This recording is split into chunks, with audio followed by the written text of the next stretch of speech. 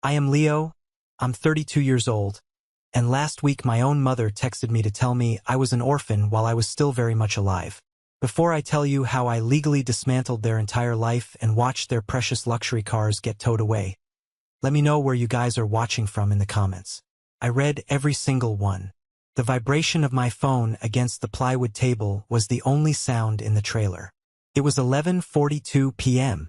I was still on the job site, going over the blueprints for a landscape renovation in archaic detail. That's what I do. I'm a landscape architect and a general contractor. I build things. I fix things. I make things beautiful for other people. I picked up the phone, expecting it to be a supplier delaying a lumber shipment. It wasn't. It was Susan. I don't call her mom anymore. Not after this. The message on the screen was bright enough to burn my retinas in the dim light of the trailer. We changed all the locks. From today, consider yourself an orphan. We don't have a son named Leo. Don't come back. I stared at the words. I didn't blink.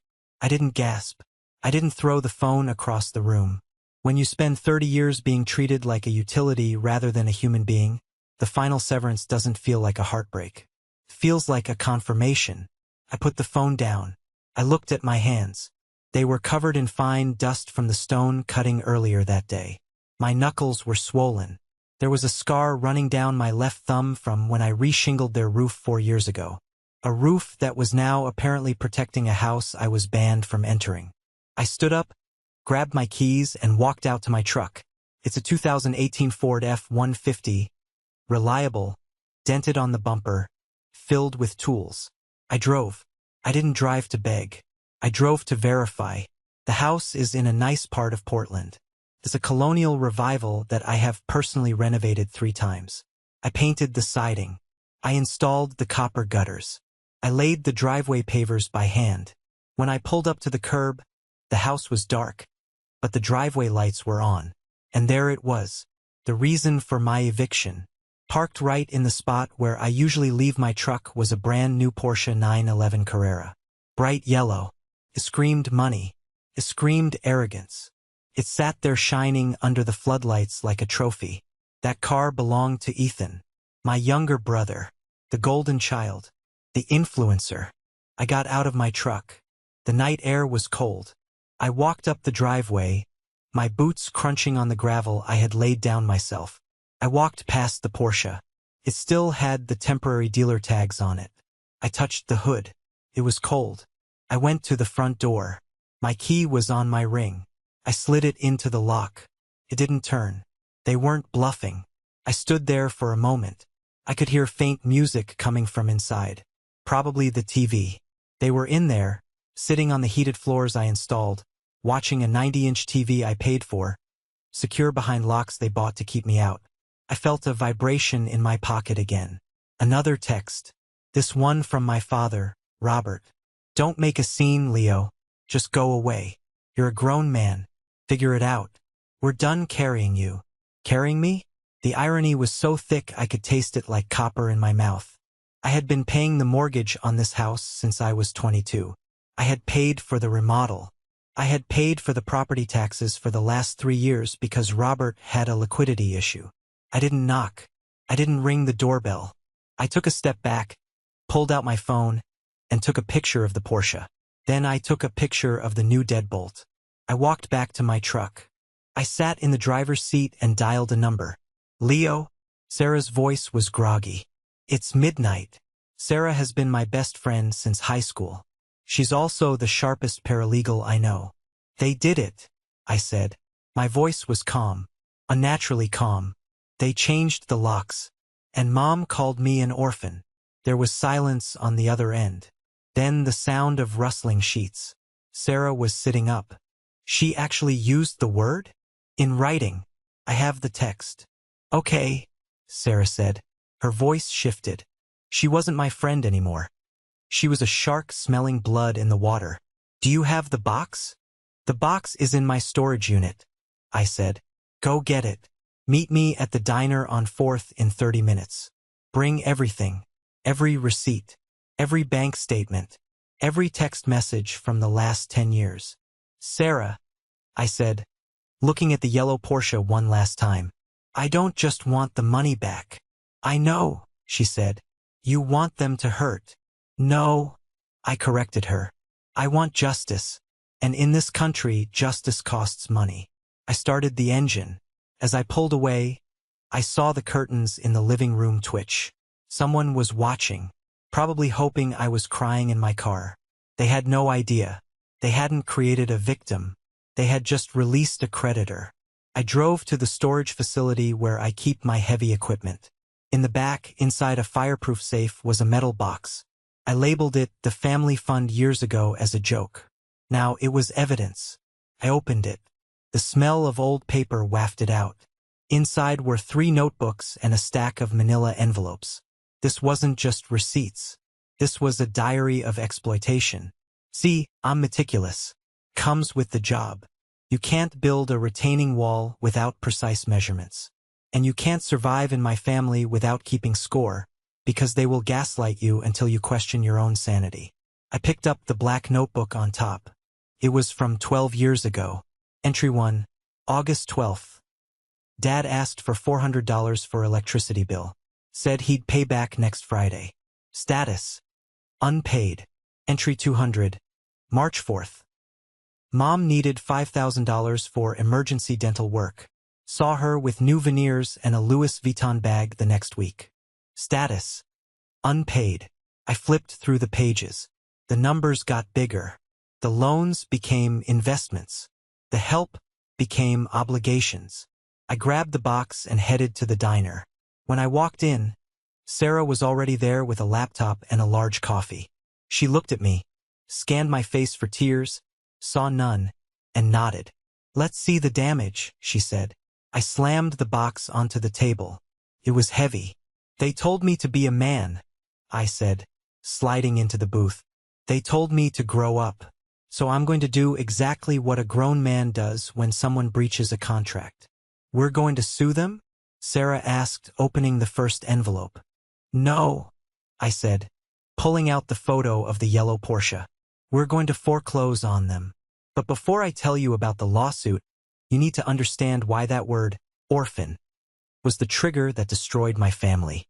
You need to see the history, because this didn't start with a text message. It started 15 years ago with a broken plate and a lie. The word orphan wasn't a random insult my mother threw out in a moment of anger. It was a weapon she had been sharpening since I was 16 years old. I remember the day vividly. It was a Tuesday. I was a junior in high school. I had just come home from football practice, exhausted, muddy, and starving. My brother, Ethan, was 10 at the time. He was sitting at the kitchen counter eating ice cream. I went to grab a plate from the cabinet to reheat some leftovers. My hands were slippery from sweat and the rain outside. The plate slipped. It crashed onto the tile floor and shattered into a dozen pieces. It was a standard white dinner plate. Value maybe $3. My mother, Susan, stormed into the kitchen like a hurricane. She looked at the shards, then she looked at me. Her face didn't just show annoyance. It showed pure, unadulterated disgust. "You clumsy ox," she hissed. "You ruin everything you touch." "It was an accident, Mom," I said, bending down to pick up the pieces. "Don't call me that," she snapped.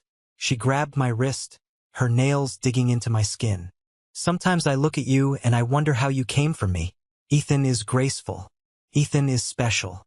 You're just heavy." She pulled her hand back as if touching me had dirted her. "I should have left you at the fire station," she said, her voice dropping to a cold whisper. "I should have let you be an orphan. At least then the state would pay for your mistakes." I froze. I was 16. I was 6 feet 2 inches, 200 pounds of muscle, but in that moment, I felt like I was 3 inches tall. Ethan giggled. He sat there, licking his spoon, watching me get destroyed. He learned a lesson that day. Leo is the scapegoat. Ethan is the prince. That dynamic never changed. In fact, it solidified into concrete. By the time I was 18, I was working weekends at a construction site to pay for my own clothes and school supplies. My parents told me it was to build character. "We're not raising a freeloader," my father, Robert, would say, sipping scotch that cost more than my weekly earnings. You want new sneakers? Earn them. I believed him. I thought this was normal. I thought this was how men were made. Meanwhile, Ethan got a brand new car for his 16th birthday. A BMW, not a beater to learn on. A brand new 3 Series. Why does he get a car? I asked stupidly when I saw it in the driveway. Ethan is sensitive, my mother said, stroking the leather seats. He can't take the bus, Leo. It gives him anxiety. You're strong. You can walk or buy your own truck. So I did. I bought a rusted-out Chevy for $800 and fixed the engine myself. I skipped my senior prom to work a double shift because my dad said they were a little short on the mortgage that month. I handed over $400. They took it without a thank you. Fast forward to my 20s. I didn't go to college. I went straight into the trades. I had a knack for it. I understood structures. I understood drainage. I understood hard work. By 24, I had my own crew. By 26, I was making 6 figures. But I never saw that money, because every time I got a check, there was a crisis at the Vance household. Leo, the roof is leaking. Leo, your father's investments took a hit. Leo, Ethan needs tuition for that private art college. I paid. I always paid. Why? Because I was chasing the one thing they withheld. Approval. I thought if I paid enough, if I fixed enough, eventually they would look at me the way they looked at Ethan. I was wrong. The financial abuse wasn't subtle. It was systemic. When I was 28, the big conversation happened. The one that sealed my fate. My business was booming. I was looking at buying a condo downtown. I told my parents over dinner. Robert put down his fork. He looked serious. Leo, don't throw your money away on rent or a condo fee. That's foolish. I need my own place, Dad. I said. This is your place? Susan said, reaching across the table to touch my hand, a rare gesture of affection. Listen, your father and I, we're getting older. This house is too big for us to manage alone. But it's our legacy. We want you to invest here. Invest how? Pay off the mortgage, Robert said. Handle the renovations. Increase the value. When we sell it or when we pass on, the house is yours.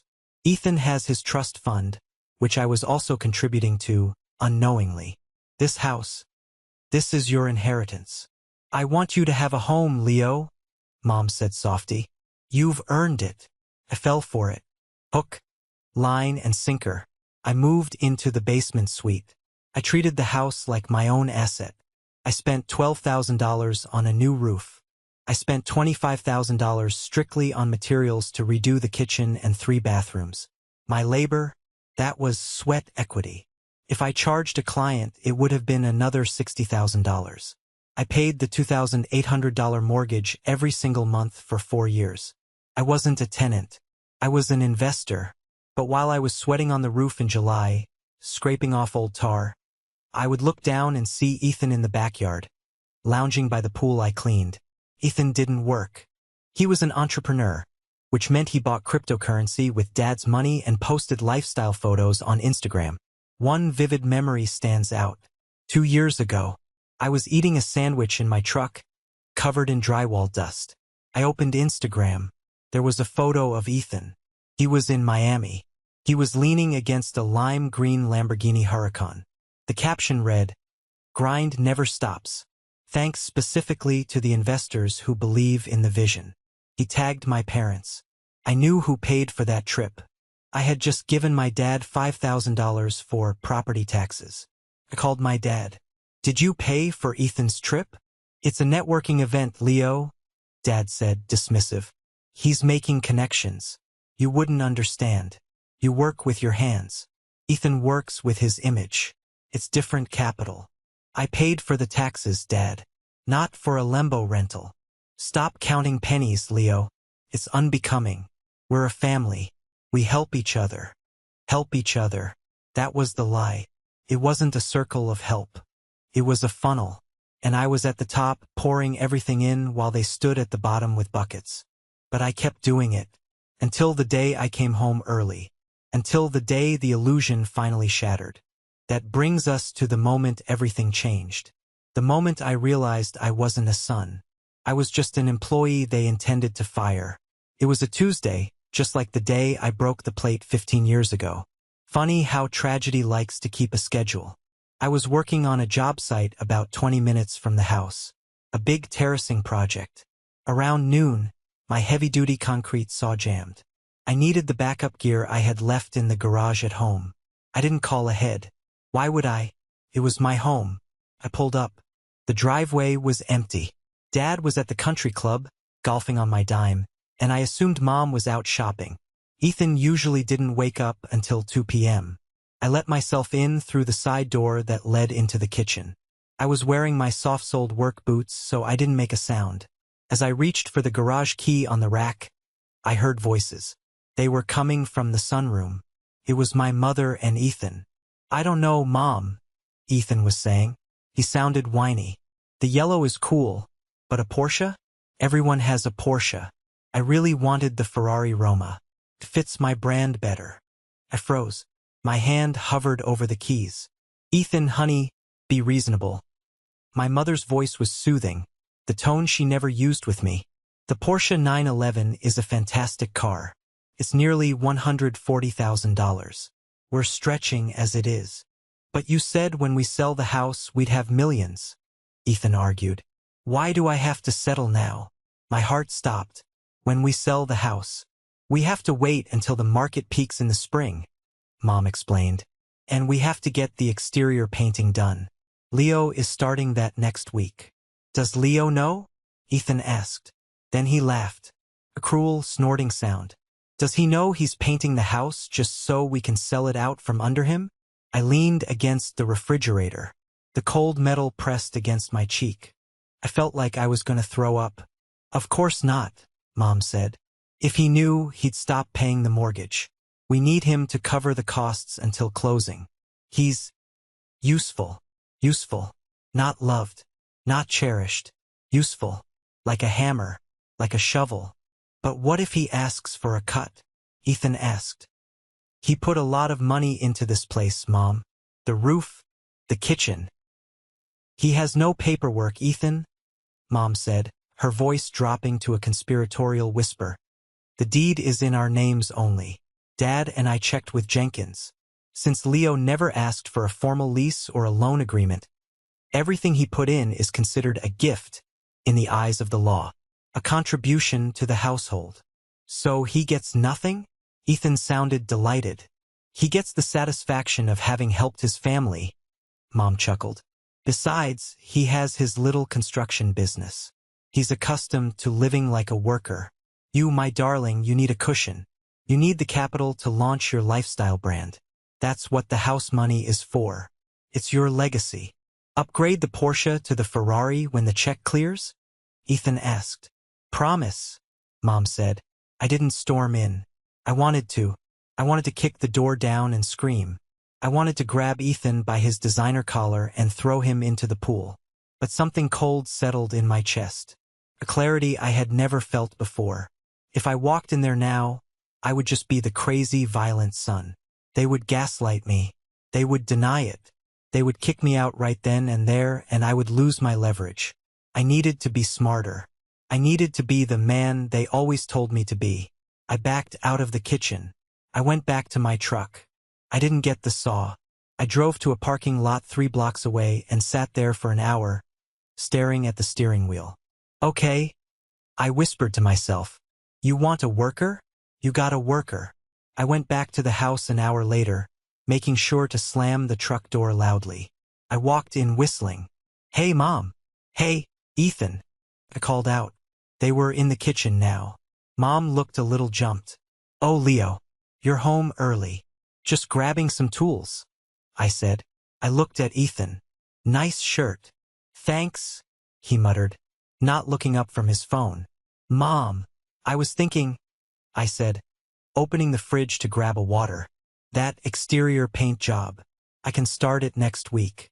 But I need to order the high-end weather-resistant stuff. It's expensive." "How expensive?" Mom asked, her eyes narrowing. "About $4,000 for materials," I lied. It was closer to 2. "But it'll add $20,000 to the curb appeal." Her eyes lit up. Do it. Use your card, we'll settle up later. Actually, I said, casually leaning against the counter. My accountant is on my back about mixing personal and business expenses. Since I'm doing the labor for free, could you guys sign a little work order verification? Just so I can write off the materials as a business loss? It doesn't cost you anything. It just proves I did the work here. Mom looked at Ethan, then back at me. She saw the dumb, helpful ox. She didn't see the wolf. Sure, Leo, she said. Whatever helps your taxes. That night, I drafted a document. It wasn't just a work order. It was an acknowledgement of debt and capital improvement. It listed the value of the labor and the materials. It stated clearly that these were loans to the homeowners, to be repaid upon sale or transfer of title. I buried that clause in a paragraph about liability waivers and insurance standards. The next morning, I put it in front of my dad while he was watching Fox News and drinking coffee. Just standard paperwork for the insurance, Dad, I said. For the painting. He didn't even read it. He just wanted me out of his face so he could watch the market report. He scribbled his signature. Robert Vance. I took that paper, walked to my room, scanned it, emailed it to a secure server, and then put the original in my fireproof box. That was the first nail in their coffin. For the next 2 weeks, I lived with the enemy. I ate dinner with them. I listened to them talk about their future plans, which mysteriously didn't include me. I started digging. I went through the home office when they were out. I found bank statements. I found the emails with the real estate agent. They were listing the house for $1.2 million. And then I found something else. A folder labeled Ethan Trust. I took photos of everything. The tension broke 3 days ago. Dad came to me. Leo, we booked a cruise for the family for Christmas. The Mediterranean. Nice, I said. Am I invited? Well, that's the thing, he said, avoiding eye contact. Tickets are expensive, and someone needs to watch the house. We thought, since you're working anyway, you could stay back. So you want me to house sit while you take Ethan to Europe? It's not like that, he snapped. By the way, we need $5,000 for the deposit. Transfer it to Mom's account tonight. That was it. The breaking point. No, I said. He looked at me like I had spoken in a foreign language. Excuse me? No, I'm not giving you $5,000. I have bills. His face turned red. You ungrateful little. You live under my roof. And I pay for the roof. I yelled back. I'm done, Dad. No more money. Not a dime. He stormed out. We'll see about that. I left for work. 2 days later, the text came. The Orphan text. They thought locking me out was the punishment. They thought cutting me off would make me crawl back, begging to pay their bills just to have a place to sleep. They didn't know I had the signed acknowledgement. They didn't know I had the receipts. And they certainly didn't know I had Sarah. The morning after the lockout, I met Evelyn Sterling. Sarah had set it up. Evelyn is a legend in family law. She's a woman in her 60s who wears pearls and destroys egos for a living. She usually charges $600 an hour, but Sarah called in a favor. We met in her glass-walled conference room. I felt out of place in my flannel shirt and work boots, sitting on a Herman Miller chair. So, Evelyn said, adjusting her glasses, your parents evicted you. It's their house. They have the right. It's not just an eviction, I said. I pushed my pile of evidence across the polished mahogany table. It's a theft. Evelyn picked up the acknowledgement of debt document, the one I tricked my dad into signing. Her eyebrows shot up. Smart, she murmured. Very smart. He acknowledges the value of the labor is $85,000 for the last 3 years alone. He didn't read it, I said. That's not my problem. His signature is here. She flipped to the next page. The spreadsheet of mortgage payments. You paid the mortgage directly? Direct transfer from my bank to the lender, I said. For 48 months. Evelyn smiled. It wasn't a nice smile. It was a predatory smile. Leo, she said, this isn't a landlord-tenant dispute. This is a constructive trust case. By contributing to the mortgage and the capital improvements with the promise, even implied, of ownership, you have created an equitable interest in the property. Can we get the money back? I asked. We can do better, she said. We can put a lease pendens on the house. That means they can't sell it. They can't refinance it. They can't do anything until they settle with you. Do it, I said. There's more, I added. I pulled out my phone and played the recording of the conversation about the Ferrari. The audio was clear. Mom. The deed is in our names only. Leo doesn't realize all his help was voluntary. Upgrade the Porsche to the Ferrari. Evelyn's face hardened. She took off her glasses. They called you an orphan? She asked, referencing the text message I showed her earlier. Yes. And then they planned to use your labor to buy a Ferrari for your brother? Yes. Evelyn closed the folder. I hate bullies, Leo. And I really hate parents who eat their young. I'm taking the case. And I'm going to sue them for unjust enrichment, fraud, and breach of contract. The next 48 hours were a blur of paperwork. We filed the lawsuit. We filed the lien on the house. I stayed in a cheap motel. I didn't sleep much. I kept checking the security cameras I had installed at the house. I still had access to the app on my phone. They hadn't changed the Wi-Fi password yet. Geniuses. I saw Ethan waxing his Porsche in the driveway. I saw my dad pacing in the living room. Then the process server arrived. I watched it live on my phone. A guy in a plain sedan pulled up. He walked to the door. Dad answered. The guy handed him a thick stack of papers. Dad looked confused, then angry. He threw the papers on the ground. The server just walked away. 10 minutes later, my phone blew up. Dad calling. Mom calling. Ethan calling. I let it ring. Then came the voicemail from their lawyer, Mr. Jenkins. He was the family lawyer, a guy who mostly did estate planning. He wasn't a litigator. Leo, this is Jenkins. Your father is very upset. This lawsuit is ridiculous. It's frivolous. You're suing your own parents? We need to meet immediately to stop this nonsense before we countersue you for emotional distress and back rent. Back rent. That was their angle. I called Evelyn. They want to meet. Good, she said. We'll meet, but not at their house. At my office. And tell them to bring their checkbook.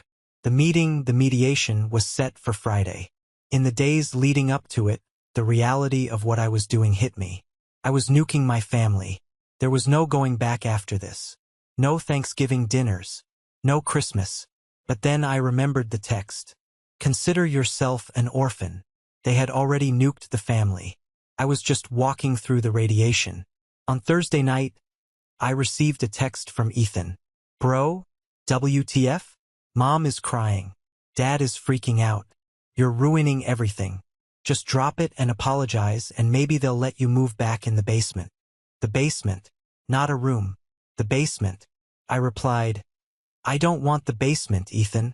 I want half. He didn't reply. Friday morning arrived. I put on my best suit, the one I bought for funerals. It felt appropriate. I was going to bury a relationship. I drove to Evelyn's office. I saw the yellow Porsche in the parking lot. They were here. I took a deep breath. Showtime, I whispered. I didn't know it yet, but the biggest twist wasn't even the lawsuit. It was what we were about to find out about their finances during the mediation. The Porsche wasn't just a car. It was the smoking gun. The conference room at Evelyn's firm was designed to intimidate. Floor-to-ceiling windows overlooking the city, massive abstract art on the walls, and air conditioning set just a few degrees too cold. When I walked in, my family was already seated on one side of the long table. Robert, my father, refused to look at me. His jaw was tight, his face a blotchy red. Susan, my mother, was dabbing her eyes with a tissue, playing the victim perfectly. She looked at me with a mix of sorrow and accusation, as if I were the one who had changed the locks. Ethan was leaning back in his chair, scrolling on his phone, looking bored. He wore a designer hoodie that cost more than my first car. Their lawyer, Jenkins, looked nervous.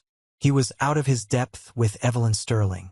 Let's make this quick, Jenkins said, shuffling his papers. My clients are heartbroken. They want to reconcile with their son. But this lawsuit is an insult.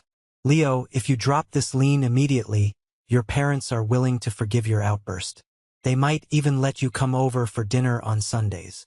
Evelyn didn't even look up from her notes. She just laughed. A dry, sharp sound. Mr. Jenkins, Evelyn said, you seem to be under the impression that we are here to beg. We are here to collect. Collect. Dad slammed his hand on the table. He lived in my house. He ate my food. If anything, he owes us back rent for 10 years. Market rate is $1,500 a month. That's $180,000 he owes us. Actually, Evelyn said, sliding a document across the table. According to the receipts, Leo contributed an average of $3,200 a month in mortgage payments, utilities, and grocery bills, plus the labor. We have the signed acknowledgement from you, Robert. You verified the capital improvements. Dad stared at the paper he had signed without reading. He turned pale. That was for taxes, he stammered. Exactly, Evelyn said. It's a legal document. Unless you're admitting to tax fraud. Dad shut his mouth. Here is the settlement offer, Evelyn continued. Leo wants 50% of the current market value of the home. The house is appraised at $1.2 million. That's $600,000. Plus legal fees. You're insane, Mom shrieked, dropping the act. That's our retirement. That's Ethan's. That's our money. Ethan's what? I spoke for the first time. Ethan's Ferrari fund? Ethan looked up, eyes wide. We have the recording, Susan, I said, looking her dead in the eye. I heard you. Leo is the worker. Ethan gets the legacy. I heard it all. The room went silent. Mom looked like she had been slapped. It doesn't matter, Jenkins tried to intervene. Even if he contributed, the deed is in their name. You can't force a sale. We can, Evelyn said. And we will. Unless. She paused. She pulled out a new file. This was the one I hadn't seen yet. Her private investigator had delivered it that morning. Unless we discuss the second mortgage, Evelyn said. The color drained from my parents' faces completely. Even Ethan looked confused. What second mortgage? Ethan asked. Your parents, Evelyn explained, addressing Ethan, took out a massive home equity line of credit against the house 6 months ago, $200,000. Do you know where that money went? Ethan shook his head.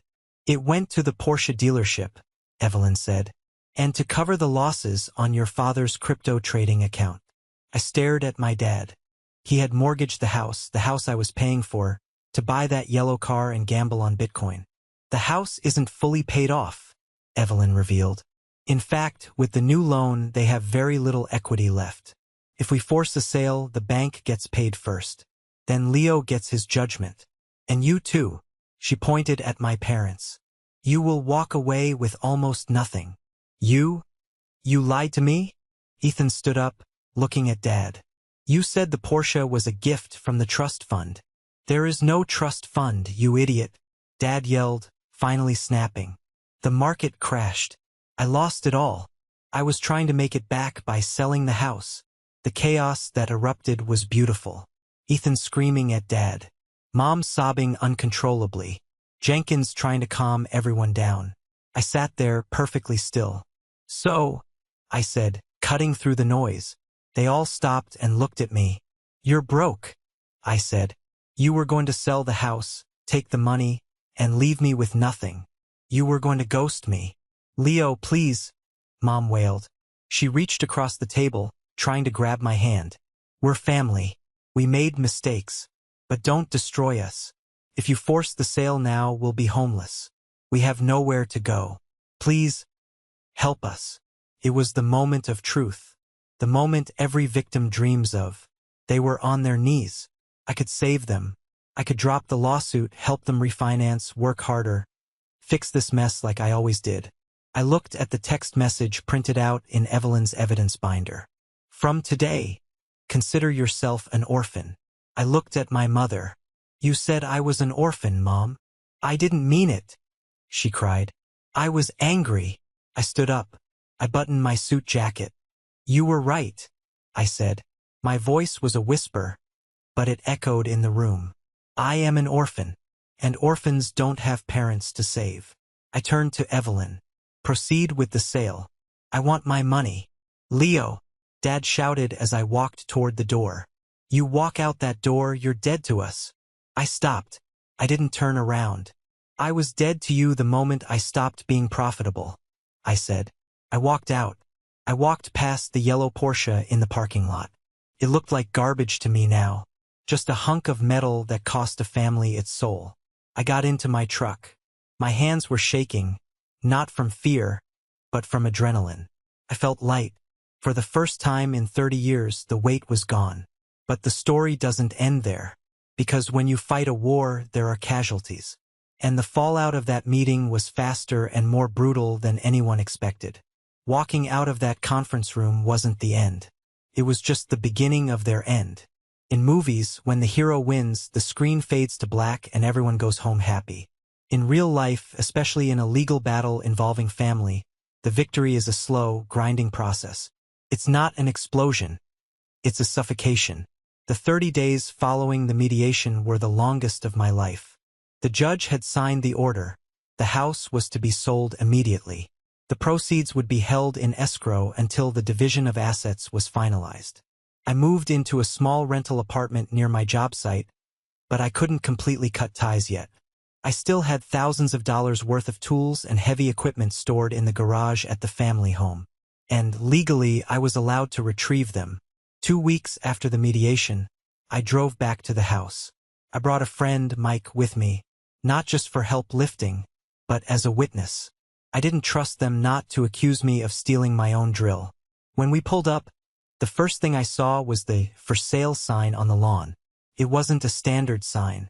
It had a pending sticker slapped across it. The market was hot, and a vulture investor had snapped it up for cash, knowing they were desperate to sell. But the second thing I saw was the silence. Usually the house was buzzing. Ethan blasting music, the TV on, the sprinkler system running. Now, it looked abandoned. The grass was overgrown. I wasn't there to cut it anymore, and clearly, neither Ethan nor Dad had lifted a finger. I parked the truck and got out. Mrs. Higgins, the neighbor across the street, the one who had kept the logbook that saved my life, was sitting on her porch. She raised her coffee mug to me in a silent salute. I nodded back. Allies in the trenches. I unlocked the garage door. My key still worked there. The garage was a mess. But it wasn't construction mess. It was panic mess. Boxes piled haphazardly. Clothes thrown into garbage bags. It smelled of stale fear. Jesus, Mike whispered. Looks like they're fleeing a crime scene. They are, I said. They're fleeing reality. As we started loading my table saw onto the truck, the door to the house opened. It was Ethan. I almost didn't recognize him. The golden boy, the influencer, looked like he hadn't showered in 3 days. He was wearing sweatpants and a stained t-shirt. His hair, usually perfectly styled, was greasy. He stood in the doorway watching me. He didn't have that arrogant smirk anymore. He looked shrunken. You happy? He asked. His voice cracked. I didn't stop loading the truck.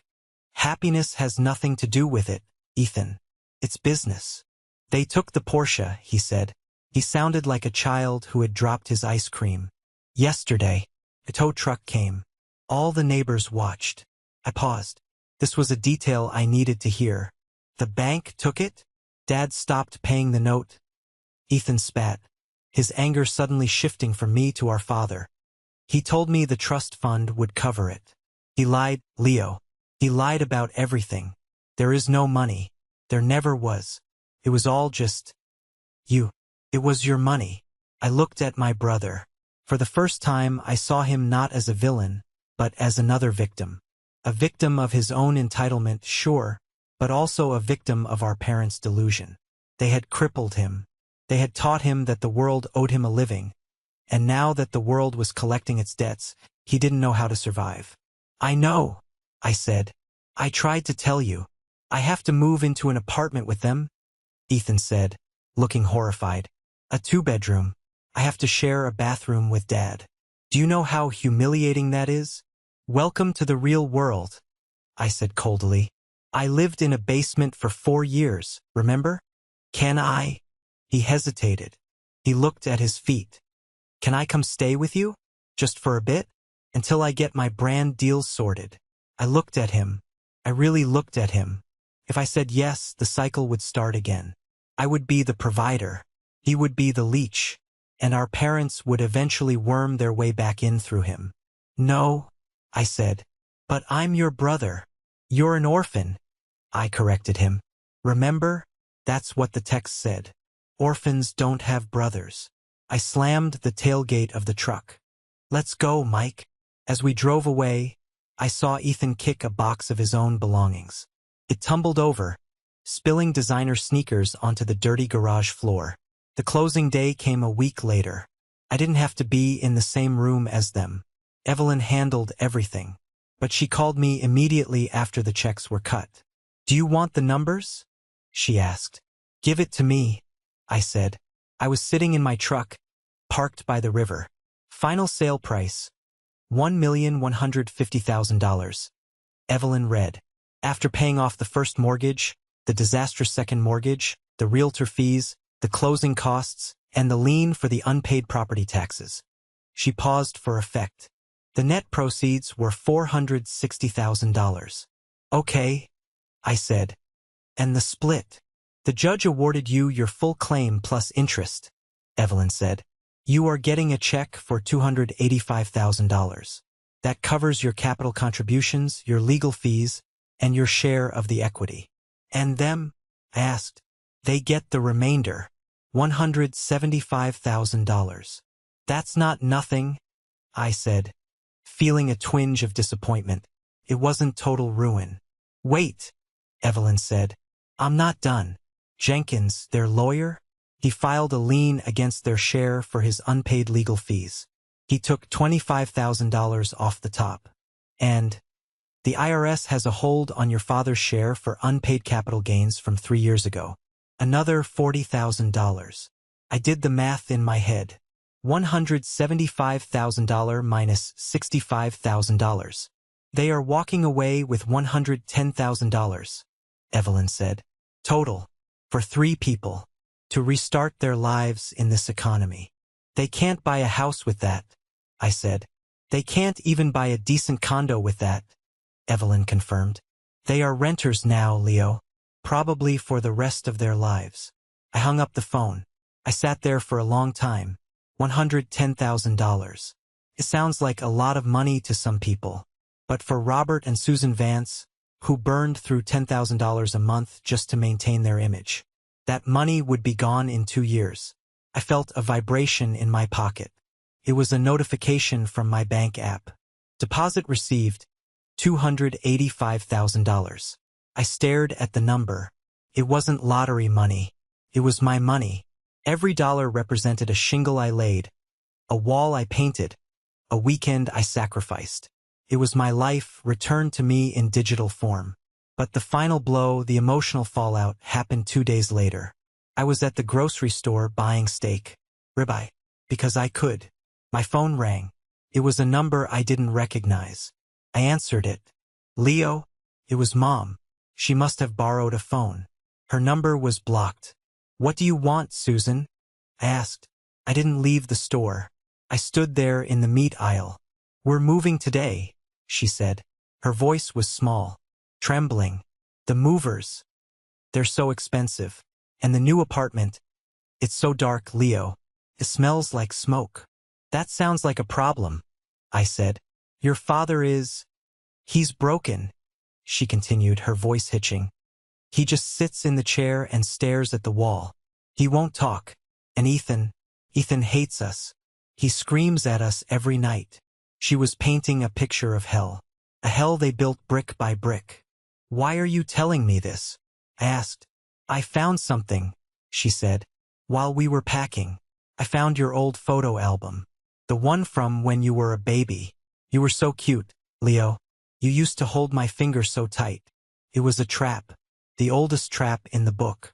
Nostalgia weaponized to induce guilt. I was looking at the photos, she sobbed, and I realized we made a mistake. We shouldn't have sent that text. We were just stressed.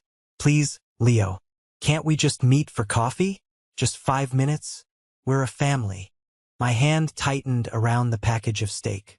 I felt the cold plastic. I closed my eyes and I saw the yellow Porsche.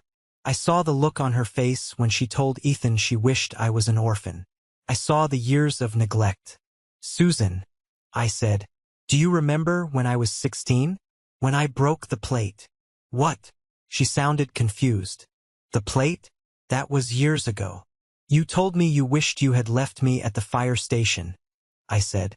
You wished I was an orphan. I didn't mean it. Yes, you did, I said. And you got your wish. You don't have a son named Leo anymore. He died the day you changed the locks. Leo, please. We have no one else. You have each other, I said. And you have $110,000. I suggest you budget carefully. I hung up. Then I blocked the number. I stood there in the grocery store, surrounded by strangers. My heart was pounding. My hands were shaking. But it wasn't grief. It was the feeling of a heavy backpack being dropped after a 10-mile hike. My shoulders felt light. My spine felt straight. I paid for my steak. I walked out to my truck. I drove past the old neighborhood one last time on my way to my new land. I saw the moving truck pulling away from the house. It was a budget rental truck, not a professional moving company. I saw my father trying to lift a sofa into the back, struggling, his back bent. Ethan was standing on the sidewalk, on his phone, not helping. I slowed down for a second. A part of me, the old Leo, the people-pleaser, wanted to pull over, wanted to jump out and help him lift that sofa. But then I looked at the sold sign. I pressed the gas pedal. The engine of my truck roared. I didn't look back in the rearview mirror. The fallout was over. The dust had settled. And for the first time in my life, the road ahead was completely clear. 1 year. It has been exactly 365 days since the judge banged that gavel and legally severed me from the people who gave me life. A lot can happen in a year. You can lose a family. You can lose a home. But if you keep your head down and your hands moving, you can build something entirely new. Something that nobody can take away from you because your name is the only one on the deed. I want to take you to where I am right now. I'm not in a basement. I'm not fixing a leaky roof for a thankless landlord. I'm standing on the deck of a house that smells like raw cedar and fresh paint. It's a cabin. But cabin feels too small a word. It's a modern, A-frame structure with floor-to-ceiling glass looking out over a creek that cuts through my 5 acres. I designed every angle. I poured the foundation. I milled the timber from trees I cleared myself. When I wake up in the morning, I don't hear my mother screaming about a stain on the carpet. I hear the water running over the rocks. I hear the wind in the Douglas firs. And most importantly, I hear silence. The kind of silence that doesn't feel empty, it feels full. Feels like peace. I used the $285,000 wisely. I didn't blow it on a depreciating asset like a sports car. I bought this land for cash. I built the house with my own crew, calling in favors from electricians and plumbers I've worked with for a decade. They showed up for me because I pay them on time and I treat them with respect. 2 things my father never understood. My business has doubled in size. It turns out, when you aren't funneling 40% of your income into a black hole of parental debt, you can actually invest in better equipment. I bought a new excavator. I hired 2 more guys. I landed a contract with the city to redesign the downtown park. But the biggest change isn't the house. It's the people inside it. Maya walked into the kitchen as I was brewing coffee this morning. She's a landscape architect I met on a commercial job 6 months ago. She saw me arguing with a supplier who was trying to overcharge us for granite. And she later told me she had never seen someone handle a conflict so firmly without raising their voice. "You're thinking about them again," she said, handing me a mug. She knows the story. She's seen the court documents. "Just reflecting," I said. "It's the anniversary." "You won, Leo," she said, leaning her head on my shoulder. "Look around. You won." She's right. But winning a war doesn't mean you don't think about the battlefield. I hadn't seen or spoken to my parents since the grocery store call. I kept them blocked. I kept my address unlisted. But in a town like Portland, you can't hide forever. And sometimes the universe forces you to see the wreckage you left behind just to remind you why you walked away. It happened last Tuesday. I needed a specific heavy-duty hinge for the front gate I was welding. My usual supplier was out of stock, so I had to drive to the big box hardware store on the other side of town, the one near the cheap apartment complex where Aunt Karen told me my parents were living. I pulled into the parking lot. I didn't see the yellow Porsche. I saw rusted sedans and family minivans. I walked toward the automatic doors, and there he was, my father, Robert Vance, the man who used to wear Italian loafers and sip single malt scotch while lecturing me on executive presence. The man who told me that manual labor was for people who weren't smart enough to use their brains. He was wearing an orange vest over a shirt that was slightly too big for him. He looked thinner. His hair, usually dyed a rich brown, was completely gray. He was standing by the shopping carts, wiping the handles with a disinfectant rag. He was the greeter. I stopped about 20 feet away. My boots felt heavy on the pavement. I watched him. A young couple walked in. "Welcome to Home Depot," my father said. His voice was forced, a hollow imitation of his old charm. "Can I help you find anything today?" The couple barely looked at him. "Garden center," the guy mumbled, walking right past him without breaking stride. My father's face fell. He looked tired. He looked defeated. He looked like a man who was serving a life sentence in purgatory. Then he looked up, and he saw me. The rag stopped moving in his hand. We locked eyes. For a second, I thought he was going to yell. I thought he was going to storm over and demand I fix this, demand I write a check, demand I be his son again. But he didn't. He just stood there, clutching that wet rag like a lifeline. Shame washed over his face. It was a physical thing. I saw his shoulders slump, his head duck slightly. He was ashamed that I, the worker, was seeing him doing the work. I had a choice. I could turn around and leave. I could walk up and mock him. I could throw a $20 bill at his feet. Instead, I walked forward. I grabbed a cart. "Hello, Robert," I said. He flinched at his first name. "Leo," he whispered. He looked around nervously to see if his manager was watching. You look good." "I am good," I said. "I heard you're building a place," he said. "Karen told your mother." "It's finished," I said. That's good." He looked at my boots. "Expensive boots. They last longer," I said. There was a silence between us that was louder than the store announcements. "We're having a hard time, Leo," he said suddenly, his voice dropping to a hiss. "Your mother, she's not handling the apartment well. The neighbors are noisy. And the money, it's going so fast. The rent is robbery." "I'm here to buy hinges, Robert," I said calmly. "Ethan left us," he blurted out. This stopped me. "What?" "2 months ago," Robert said, his eyes watering. "He met some girl online. Said she lives in Los Angeles. He took the car, the Honda we bought with the last of the settlement money, and he just drove off. He stole your mother's jewelry, Leo. He emptied the emergency cash jar." I almost laughed. I didn't want to, but the predictability of it was absurd. "I warned you," I said. "I told you he was a parasite. You fed him until he got big enough to eat you." "He's your brother," Robert pleaded. "If you could just call him? Maybe send him some money to get him settled so he doesn't sell the car? We need that car, Leo. I have to take the bus to work. I'm 61 years old." I looked at this man who mortgaged my future to buy a Porsche. This man who stood by while my mother called me an orphan. He was still doing it. He was still asking me to fix Ethan's mess. He was still asking me to be the safety net for the golden child. "I can't help you," I said. "You have money," he snapped, a flash of the old anger returning. "You took half our house. You have a business. You owe us." People were starting to look. A manager was glancing over from the service desk.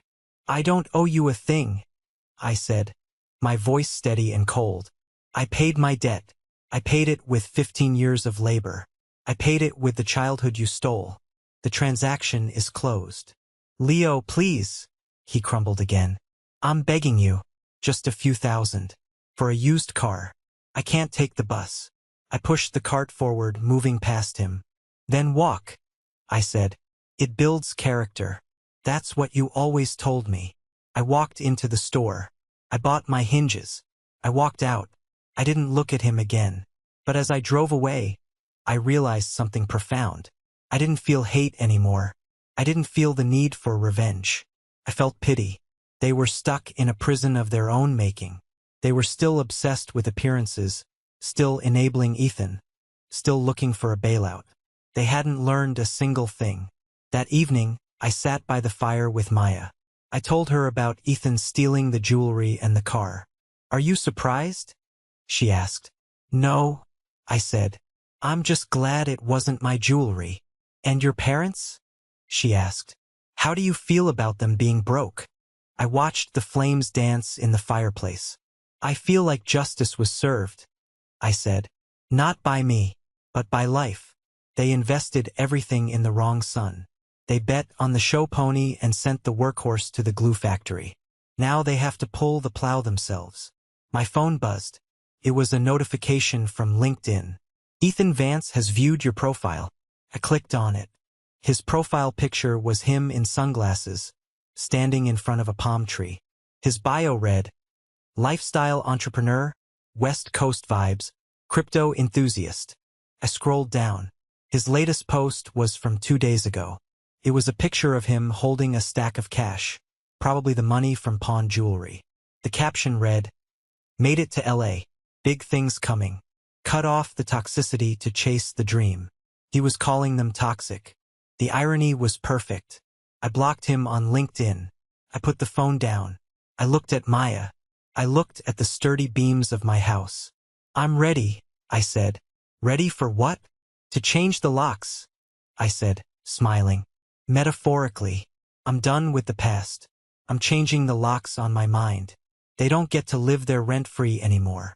The dawn had fully broken. The storm was over. The wreckage was behind me, and the road ahead was paved with my own decisions. I want to leave you with one final thought. A thought that has kept me going through the lawsuits, the screaming matches, and the lonely nights in that motel room. We are raised to believe that family is a sacred contract. We are told that blood is thicker than water. We are told that you must honor your father and mother, no matter the cost. But what happens when the cost is your soul? What happens when the sacred contract is actually a suicide pact where you are the only one dying? I am sitting on my porch right now. It's dusk. The sky is a bruised purple, turning into night. My dog, a rescue pit bull named Buster, who was also abandoned for being too much work, is sleeping at my feet. I have a box next to me. It's the metal box, the family fund box. For a long time, I thought I would keep these papers forever. The receipts, the acknowledgement of debt, the nasty text messages printed out. I thought I needed them as trophies. Proof that I was right. Proof that I wasn't crazy. But looking at them now, I realize they aren't trophies. They are scars. And scars are useful. They remind you where you've been, but you don't need to pick at them every day. I strike a match. I pick up the acknowledgement of debt. The piece of paper that won me the lawsuit. The paper my father signed without reading because he was too busy watching TV. I hold the flame to the corner. The paper curls. The ink blackens. I drop it into the fire pit. I watch it burn. My mother called me an orphan to hurt me. She used the word as a weapon to strip me of my history. She wanted me to feel small, alone, and unloved. But she didn't understand the true meaning of the word. To be an orphan, in the way I have become one, is to be the author of your own life. It means I don't have to carry the generational trauma of the Vance family. I don't have to inherit their vanity, their greed, or their cruelty. The buck stops with me. When I have children one day, and they won't know what it feels like to be a utility. They won't know what it feels like to buy their own love. They will know that a home is a place where you are safe, not a place where you are leveraged. If you are listening to this story, and you feel a tightness in your chest because it sounds familiar, listen to me closely. If you are the one always fixing the problems. If you are the one always paying the bills. If you are the one always apologizing for things you didn't do. If you are the difficult one because you finally set a boundary, you are not crazy. You are being used. And it is okay to walk away. It is okay to change the locks. It is okay to be an orphan, if it means you finally find a family that loves you for who you are, not for what you can provide. My name is Leo. I am a builder. I am a survivor. And I am the proud owner of a life that is 100% mine. Thank you for listening to my story. If this story resonated with you, if you've ever had to fight for your own worth against the people who were supposed to protect it, do me a favor. Hit that like button. Not for the algorithm, but as a signal. A signal that we see each other.